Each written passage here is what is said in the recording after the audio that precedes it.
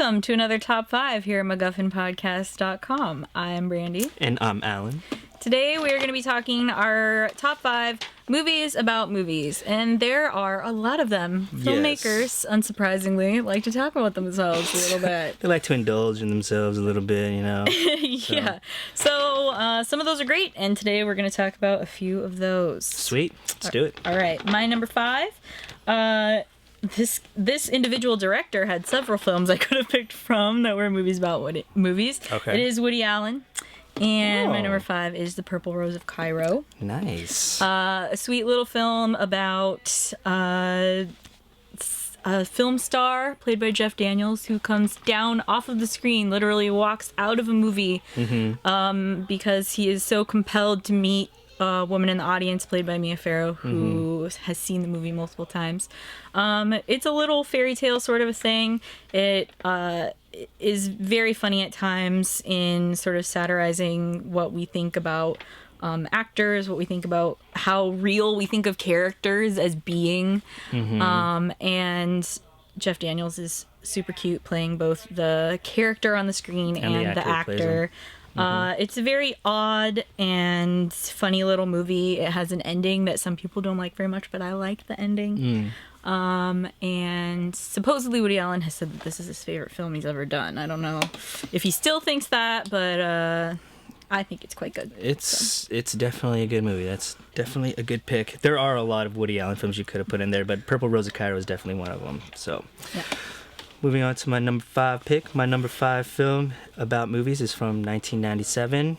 It is Boogie Nights. Nice. We're going to talk a little bit about the other kind of movie. It's just interesting that, you know, when you think of the porn industry, like there's a certain stigma about the porn industry, obviously. But Paul Thomas Anderson was able to present all the characters in it in a way that is probably, you know, we haven't seen before, you know, where these are like actual people that are, you know, going through these, you know, daily dramas, and they have these issues and everything like that.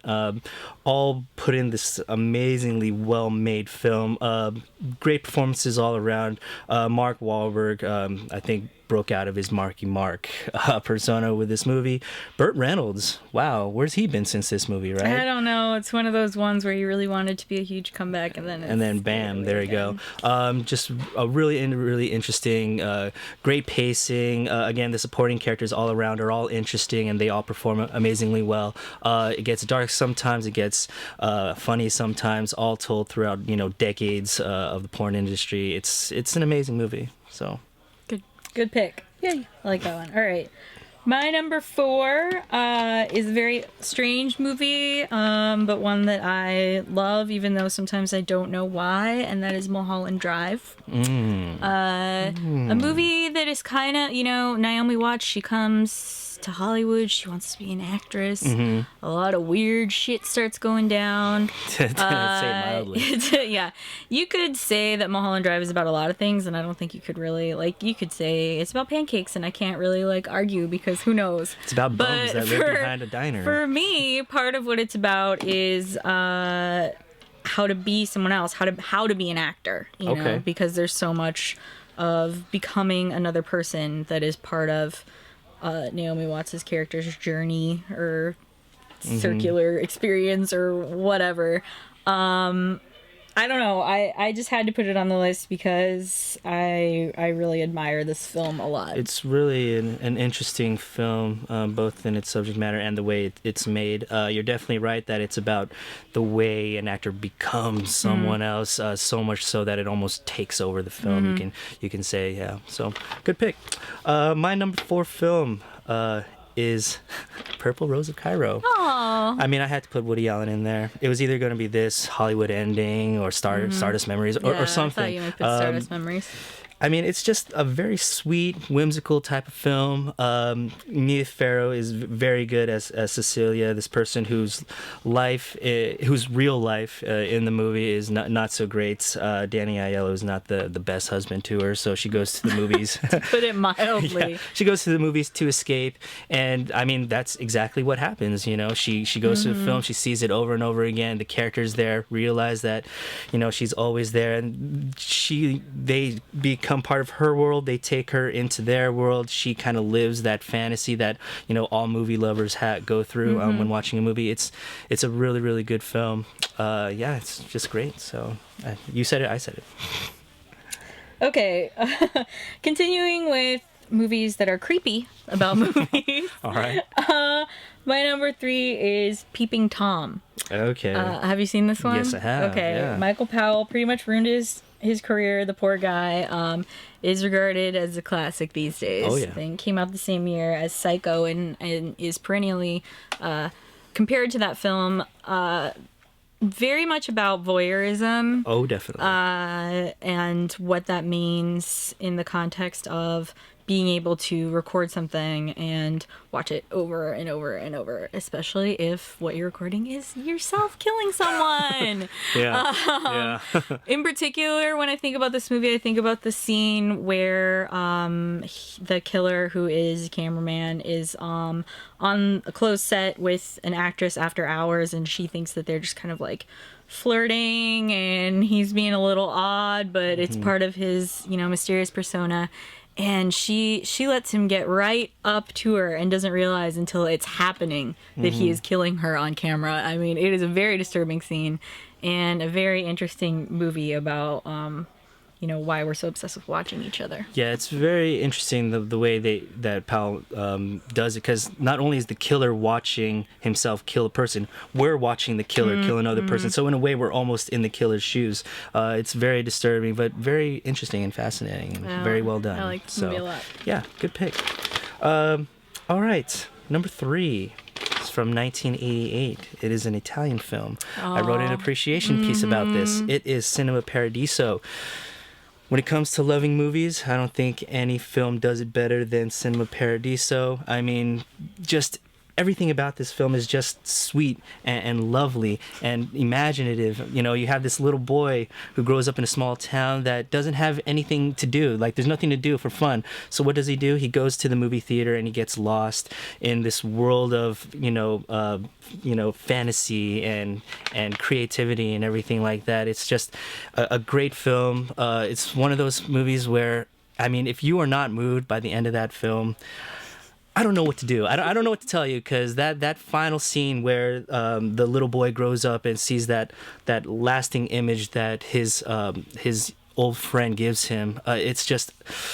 Okay, I'm getting emotional just thinking about it because it's so well done, so moving. All of our picks are either like sweet movies about escapism or just like about the seedy, dark side of life. Like, there's no... It's either one or the other, you know, when it comes to the movies about movies. All right. So. My number 2 is a movie from classic Hollywood about classic Hollywood, and that is The Bad and the Beautiful. Okay. Starring Kirk Douglas, Lana Turner, Gloria Graham, Dick Powell, Walter Page. It's got a ton of great people in it. Yeah. It's basically about how to screw over your friends to get to the top in Hollywood. Sure. Kirk Douglas is just awful. Like, just at every turn, he is screwing someone over to get to the top. Yeah. Told in flashbacks, basically, it's just flashbacks of him screwing people over. Yeah, let's reminisce about how this dude screwed us. Yeah, over. Exactly. Great acting from him, just over the top madness, and same deal. I always like him and Lana Turner are like, they can really go head to head with the over the top crazy. And I love movies from this era, and there are quite a few movies even from the 40s and 50s that talk about making movies. Yeah. And this is one of my favorites. It's interesting how, Hollywood was able to make a film that reflected itself in such a negative way. Yeah. I mean, that is really true to life by the way they show this producer that will walk over anyone. It doesn't matter who they are to get what he wants. It's a really interesting film. Really, really good. So... Speaking of old classic Hollywood, my number 2 film is another one. It's from 1950. Yes, it is Sunset Boulevard. Okay, this Billy is going to Wilder. be my number 1. So okay, cool. So we can just keep going. Yeah. I mean, this definitely shows how fame and success can drive a person crazy. God, Gloria Swanson, she's this really crazy, like... abstract, like gothic caricature. She pretty much has like lost herself in her characters. Honestly, like that performance is one of the greatest performances in the history of movies. Yeah, it really is. William Holden, who's this writer trying to find work and gets caught up in this weird like job/love thing with Gloria Swanson. It's so weird. Eric von Stroheim, who was her waiter but was her director back in the day, and like we talked about before in another list, it's just interesting how Billy Wilder was able to incorporate so many things that came from real life into this film. A lot of characters play themselves in the movie. It's just really, really cool. Great dialogue, great classic Hollywood moments, and that ending where Gloria Swanson is just like, it's just like, oh my god, like right at you, It's just so weird, but so awesome at the same time. So. Yeah, I know. I've definitely said before, this is like a top 5 of all time film for me. So there was, when we decided to do this top 5, I was like, I don't care how many times we've talked about Sunset Boulevard. There's no way it's not number 1 on movies about movies. Yeah, honestly. I can't disagree with you. It's a great film. So you can never get enough of Sunset Boulevard. Yeah. So you're number 1 now. My number 1 films from 1963. Speaking of indulgent filmmakers, I knew it is 8.5 from Federico Fellini. Yes, it's about Marcello Mastroianni as this director. He's lost his inspiration. He doesn't know how he can complete this film that he got on. He has these weird fantasies about all the women in his life, and it's just really, really weird, kind of... Definitely well made, in my point of view. This is definitely the turning point in Fellini's career, where he's gone from the realistic kind of films to the more abstract, experimental stuff. I mean, 8.5. What more can you say? To me, it's one of the great films ever made. Yeah. So. I don't know. I mean, I like 8.5. I don't think I'm really like the target audience for 8.5. I don't know. I mean, the target audience for the film was Federico Fellini, to be honest. So. Yeah, so I guess. Yeah. No, but I knew you would have it, so I had it on my possibilities, and I was like, nah, Alan, I'll have that one. Well, I mean, when Sunset Boulevard is number 1 and 8.5 is number 1 too, we're doing okay. We're doing okay. All right, that was another top 5 here at MacGuffinPodcast.com. We have plenty more where that came from at the website. And you can let us know which movies we should have mentioned as well. There's a lot of them out there. Yeah, so. There's tons. And we will catch you next time.